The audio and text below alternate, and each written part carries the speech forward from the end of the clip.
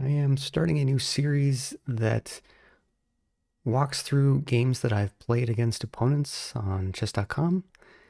And I happened to play a match today that has some pretty instructive moments, specifically positionally. And it also features what's known as an octopus knight. And this is the legendary knight that everybody strives for in their chess matches. One that is super centralized and has massive amounts of influence over the board. So if you're interested, stick around. And as you can see here, my opponent is rated 1821.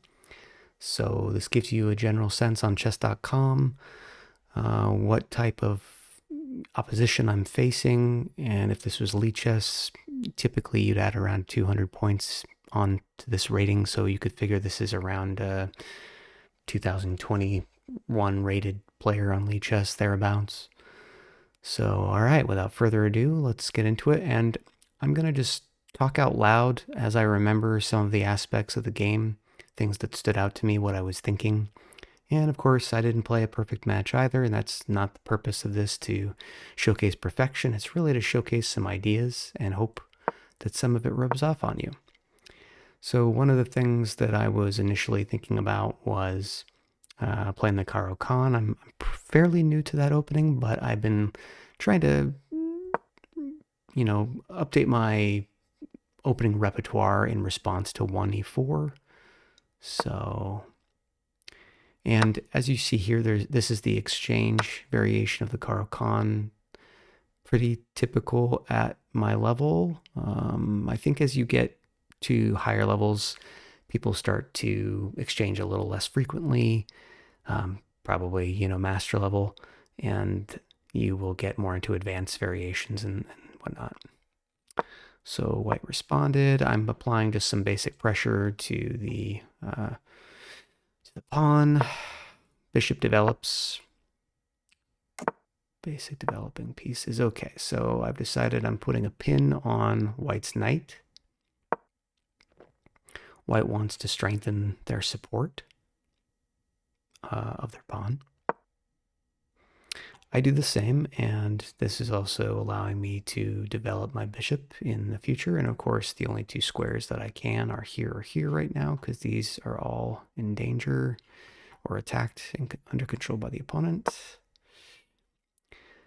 So this right here is a situation where you get to decide, am I going to just trade or am I going to back it up? In my case, I felt even though this is technically a bad bishop, it's on the same color as my pawn chain. It's on the outside of the pawn chain, so it's not really that bad. So I'm backing it up.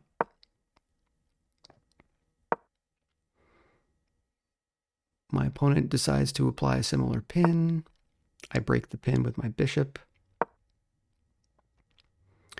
They develop their knight to the only, well, there's really two squares they can.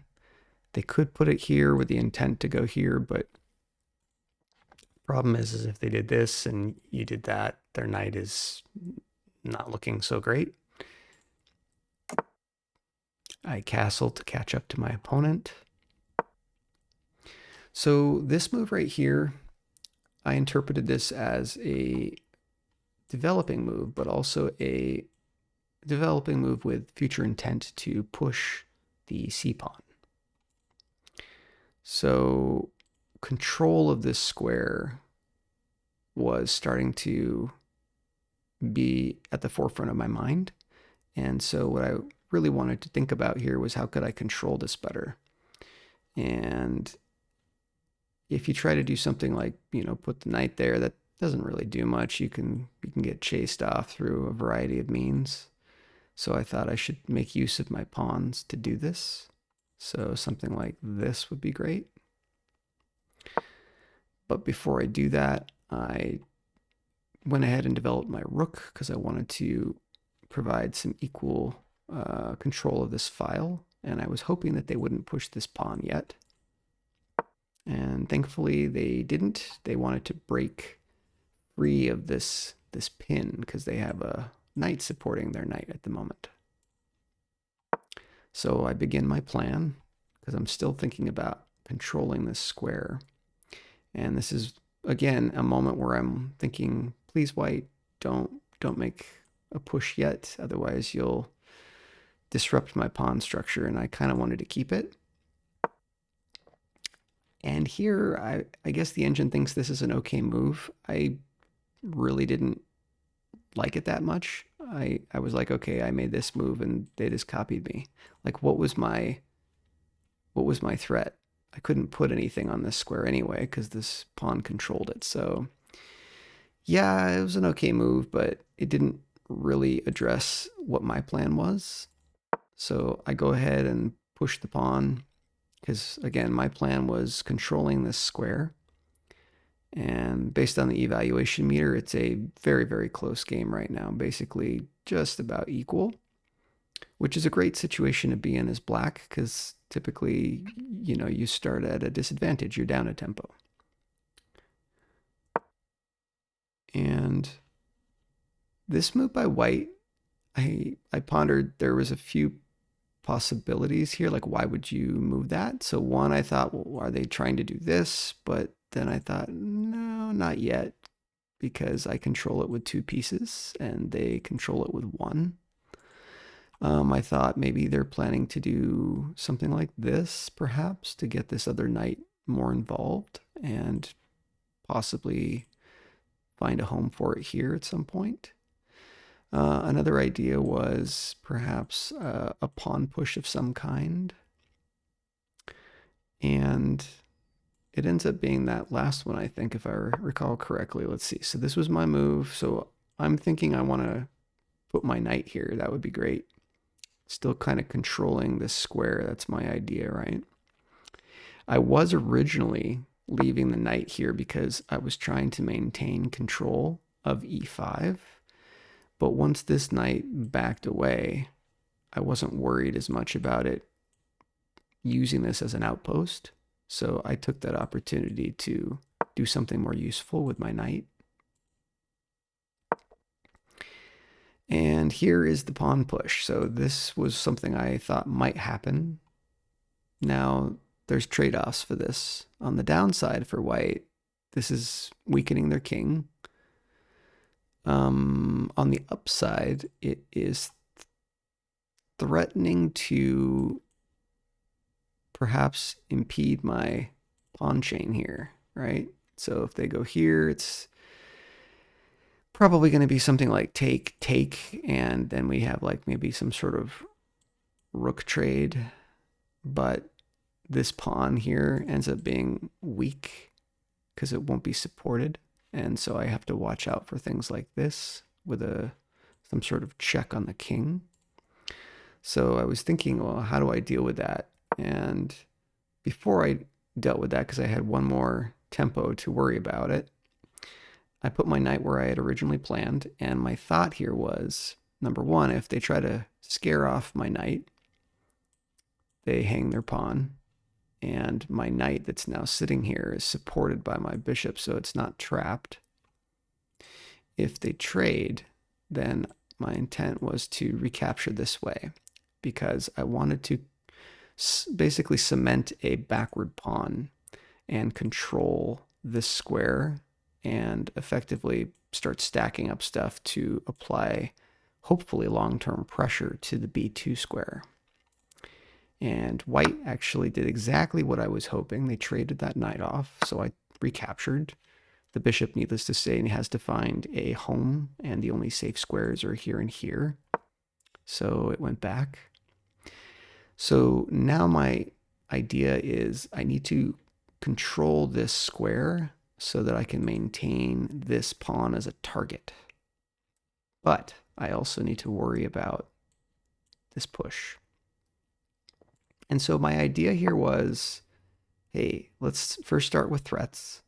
Bishop, make up your mind. What are you going to do? Are you going to take or are you going to back up?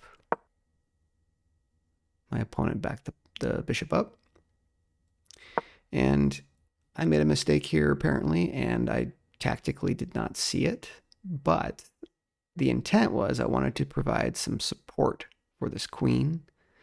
But unfortunately, had my opponent seen this, so the idea is if they push f5, what I normally would have done is, like, given it's 50-50, I don't know for sure what I would have played. I might have played my knight here first to try to block this, but it gets complicated because then there's the bishop exchange and you go like this and then the pawn takes.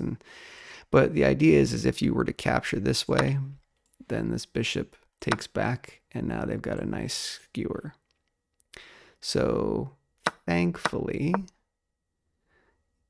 it's not a completely lost game, but the evaluation meter shows, yeah, that was definitely a mistake on my part. But my opponent did not see that tactic either. And I took this opportunity to go ahead and exchange off this bishop.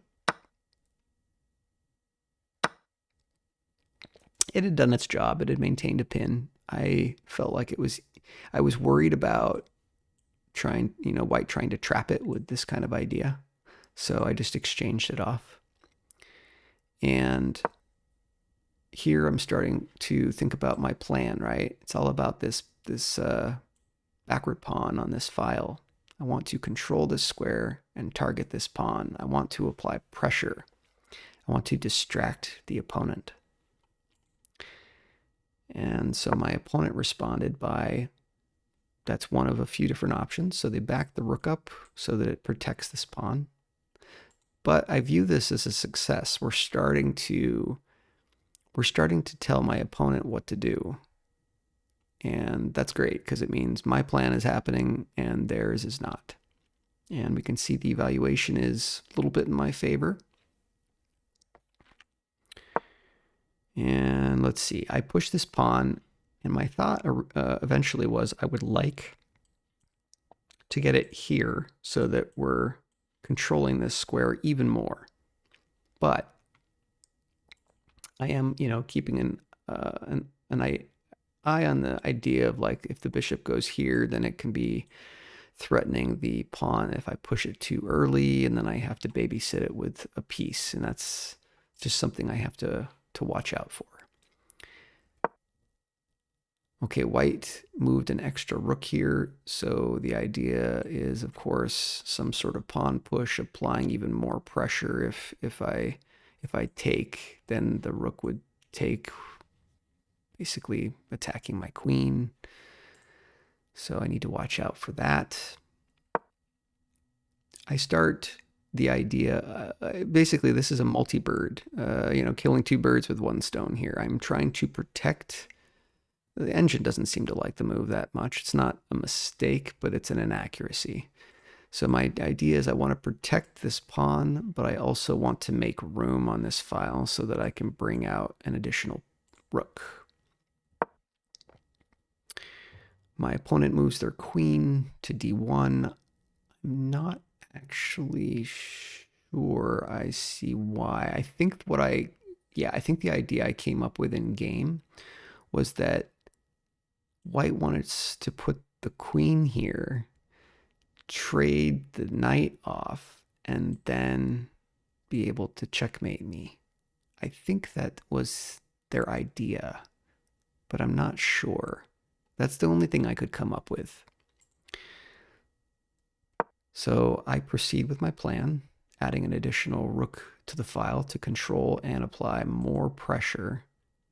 So right now, one piece defends it, two attack it, so they need to add an extra defender. So white decides to use their rook. And I'm putting the knight here. It doesn't directly attack anything, but this is a fantastic outpost, and this is the beginning of the domination of the octopus knight. And of course, now we have a tension between the bishops here. So white decides to exchange them off. And this queen has made yet another small move. And it looks like this was a mistake. And I think the idea was to, let's see, if this pushes, I'm not really sure what the idea here is. I think white might just be trying to add support in the like for future pressure on this pawn. So three different pieces from white are all on guard duty. And to me, that's actually pretty funny because if you think about it, the most valuable pieces have all been relegated to being a security guard for their pawn. That is a major positional advantage for my side. And I went ahead, I don't know why the engine thinks this is a mistake because it suggests queen to h4 to begin infiltration is better. This move doesn't hang a piece.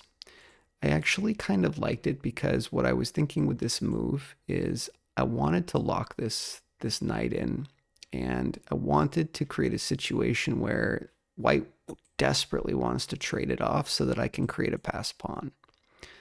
So regardless of whether the engine loved that pawn move or not, I really liked it because I wanted to create more pressure with a passed pawn over here while also maintaining pressure here. Now, what's awkward for white's piece coordination here is they can't get their rook out of the way right now because if they move it, then they hang the rook in order to allow the bishop to trade off. So they'd have to do like a piece shuffle, but they can't get the other rook out of the way because if they move that one out of the way, then they hang that rook.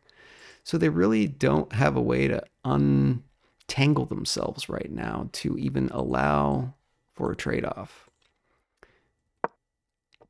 So white puts their queen here, and I don't really see a great reason for it. I think they're trying to bring it closer to the defense of their king, perhaps from any kinds of knight movements and queen movements in that general area. So I begin the recommended move that actually the engine had preferred that I played on the previous instead of doing this move, right? The engine actually had wanted me to do this, so better late than never. And white put their bishop on a2. So the only thing I could think of was they had hopes and dreams of converting this backward pawn at some point if they could figure out how to push it to, have extra attacking pressure on this pawn. But the problem is I still have 3 pieces controlling this square, and if they push this, then they only have 1 piece controlling this square. So it still wouldn't work out for them. I would just end up taking back and forking both their pieces right now. So they'd have to do something else. I don't know how they would do that. So I pushed this pawn because I was trying to prevent this idea entirely. Guess the engine thinks this is technically a mistake. I honestly don't really care. The overall evaluation of the game is still well in my favor. So I like this idea. Obviously, I can't put a piece here that's of this value because the bishop would gladly trade it off, but I still can control it from afar. So the bishop doesn't really know what to do with itself. It just goes back. And even though the queens are still on the board, I'm starting to treat this a little bit like endgame, where the idea is you want to activate your king and get it closer to the center, at least a little bit, because that starts to become the most valuable aspect. Well, one of the most valuable pieces in the endgame, just below rooks, once the queens trade-offs, and I wasn't sure if that was going to happen or not. So the bishop just shuffles back again. It doesn't know what to do with itself. So what I'm thinking at this point is, how do I keep improving my position, right? Like, white is giving me the chance to do so. So I went ahead and pushed g5 with the idea of take.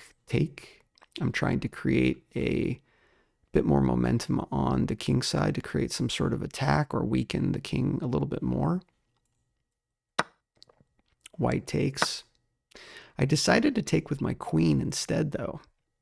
And the reason for this is I was actually hoping to trade off the queens because positionally, this is one thing that's interesting about this game. This is a good instructive moment for folks who are very hung up on material. If you were to just look at the material balance of this game right now, queen, 2 rooks, and a knight, queen, 2 rooks, and a bishop, and I am missing 2 pawns, and my opponent is missing 2 pawns.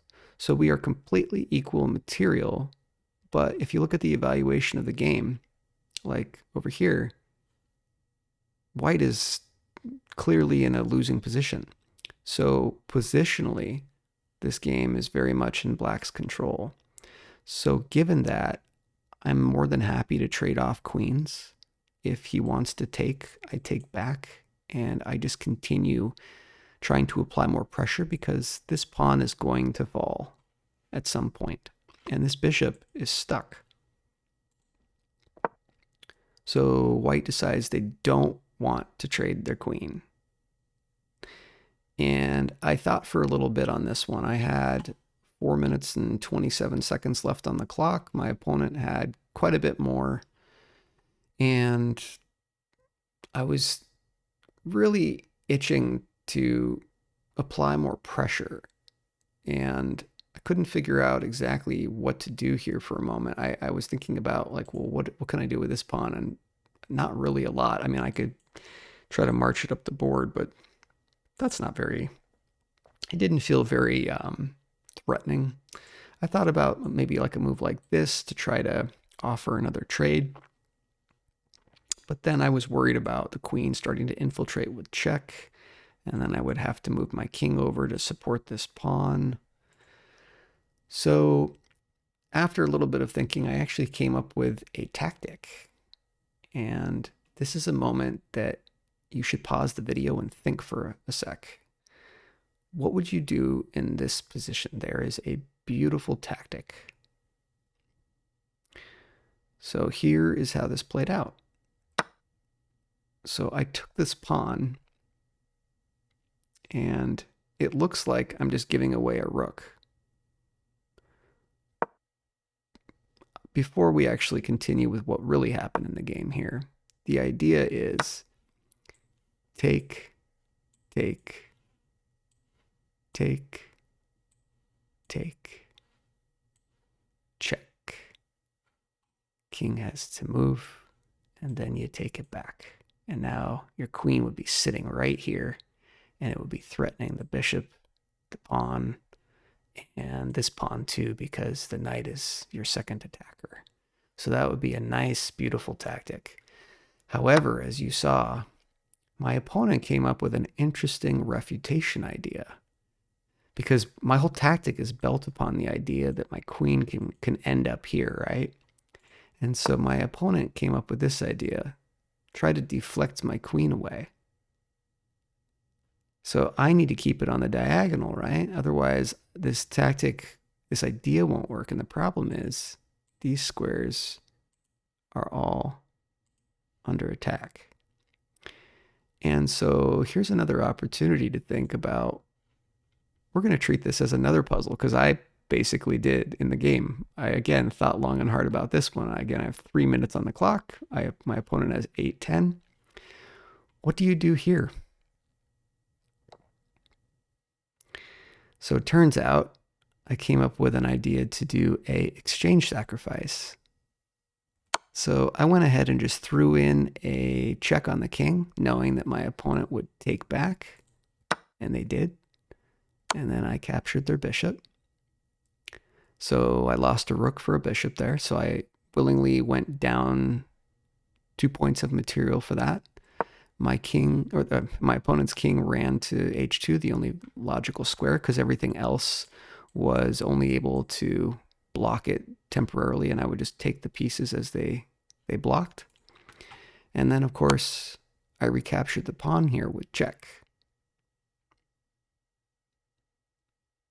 So that was a really, really cool tactical run there. So my opponent blocks with the king, and I really wanted to try out this idea of deflecting the king away. The king takes, and then I take, but this pawn was here, so I couldn't get the queen. So I threw in another check on the king this way, thinking, well, he's going to do this probably. And my idea is I was going to push the queen here with the intent of putting it in the corner to get a checkmate that way. So he pushes, I push my queen, and he messes up my idea again. That's what opponents do, right? So I threw another check. My opponent put his queen there, and here's where I may have missed an idea slightly. What I was recalculating this idea, right? Check. If the king takes, then you get a free queen. Well, a queen for a rook, right?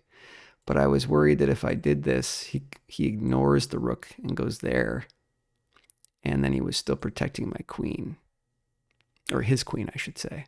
What I didn't really calculate correctly is if my rook was here and he went here instead, then now I'd actually have two pieces both attacking the queen and I could take it. So I did miss this idea. So I just exchanged the queens off knowing that this was a winning position, even though, again, the game is now completely equal in material. So there's no material advantage, but positionally it felt like a major win. And what would you do in this very moment here? This is what I'll call one of the probably the turning points, the beginning of endgame, right? What would you do? And you should have come to the conclusion of looking at these weaknesses. And how do you attack those the best? So I put my rook here because I was thinking, well, we have a fork. And what's kind of cool here is not only do we have two attackers attacking this pawn, but if they want to guard this pawn, then they are abandoning this pawn. And then you can actually fork both the rooks. So white starts trying to drum up some sort of work on the other side of the board. I go ahead and take this pawn with the idea of getting out of the way so that I can start to apply more pressure. White takes, I take back because I still want to maintain as much stability in this knight as I can. It has basically been a intimidator the whole game. It hasn't actually moved from this octopus square. It's just been influencing all these parts of the board for well over half the game.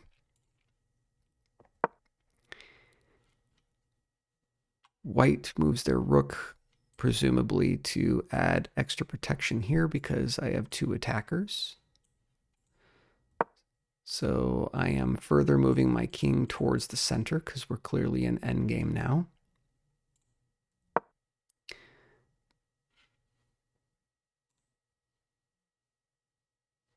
The white rook goes ahead to b2. So they've done rook b2 because they are looking to create some sort of infiltration on this file to throw some checks and perhaps pick up a pawn if I'm not careful. So the next idea is to block that. And if they decide to exchange, then that would be great because I could create two passed pawns that are connected, which would be impossible to stop. So white decides to not accept that or not execute that trade, and I can just push the pawn to protect it. So once the white king moved down, presumably to start heading for this pawn or to get off of this file with my pieces, I'm looking at this pawn going, well, I have two pieces attacking it. Opponent has one, but I also want to maintain protection of this pawn, so I use my knight. And yes, it technically allows an infiltration idea this way, but that costs multiple tempo to really create a threat. And white decides to bring their rook over to the other open file. So at first this looks threatening, but honestly, there's not a whole lot that white can initially do because I'm so close to promotion. So I decide to just push. And the idea is if you don't do anything, then I'm going to promote. So you got to do something. So maybe, this rook goes over here. I don't know. So I think this is a moment where, like, I'm pretty low on time. I have 1 minute 21 on the clock. My opponent still has 6 minutes. And if I were my opponent, and if I'm deciding to continue to play, I would be using up some of the clock time. I would have done so several moves back. But I think my opponent was perhaps starting to think that they might be able to flag me and win on time. And this looks like a human calculation error. So their idea was, hey, take out the defender of this pawn so that their rook can take the pawn, right? But I can just push the pawn anyway, or, get a queen. There we go. And my rook was still protected by my pawn. So my opponent resigned. And I hope you enjoyed this video, and I hope you learned something from it. And if you did, would you do me a solid and like and subscribe? My channel is extremely small. I do this just as a hobby. I don't make any money from it right now. This is just purely to teach others and help you improve at chess. So again, if you liked it, like and subscribe. Talk to you next time.